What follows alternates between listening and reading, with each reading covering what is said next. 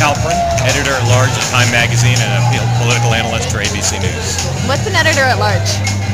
That's an excellent question. That's a title that they have at Time Magazine. I'm also a political analyst for Time Magazine. That's a little easier to understand. Okay. So you're a political expert. We've got that established.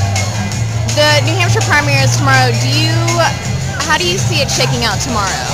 How do I see it shaking out? You know, the political philosopher Yogi Berra said prediction is difficult, especially about the future. So I don't really know how it will shake out. I know that the winners of this primary, probably in the Republican Party, will be Senator McCain or Governor Romney. In the Democratic Party, Senator Obama or Senator Clinton. The two winners, I think, will be the clear front runners for their party's nominations. And if someone wins big here, I think they might be a prohibitive favorite. Doesn't mean they will win, but it gives them a real leg up going forward into those next contests. Okay, what's the next step for Republicans after this?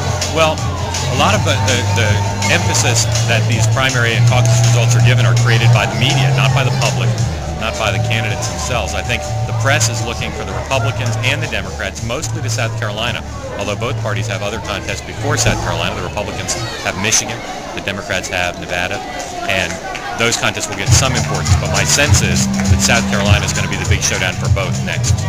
Okay, so should we be paying attention to Nevada, Michigan? I think so. I like to think every state should get a say in the process. I like Iowa and New Hampshire going first because I think the voters there do a better job than voters in other states do. They're willing to pay a lot of attention. But I'd like all the states to have a chance to vote and have their votes count. So I'd like to pay attention to all of them, and I will. But again, I'm pretty attuned to what the media is thinking from talking to people. And my sense is that while Michigan and Nevada will matter, South Carolina for both parties will be a bigger deal.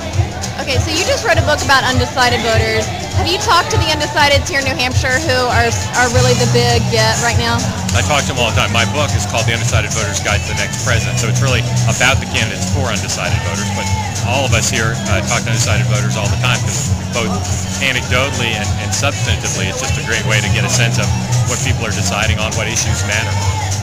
Okay, and so as people are watching the election results come in tomorrow, what are the storylines that should come out of there? Well, the biggest storyline, because of the PR system works, is who wins. There'll be interesting things to look at in the network exit poll about who voted and why they voted the way they did.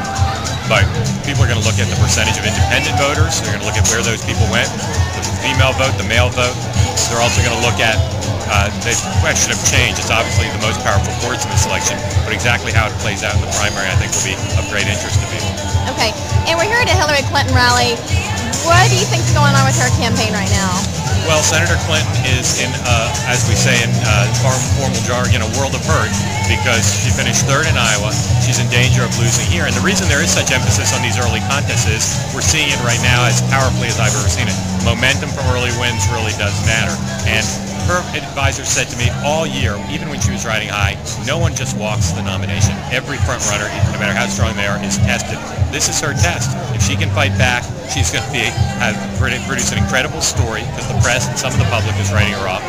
If she can't fight back, it's going to be the result of a lot of the factors that people long predicted would hamper her candidacy, including one that's only been on the scene for a very short period of time, which is a very powerful candidate in Barack Obama. Newcomer to national politics, first-time candidate in the race for less than a year, and yet a much more powerful opponent than she anticipated facing when she decided to run for president.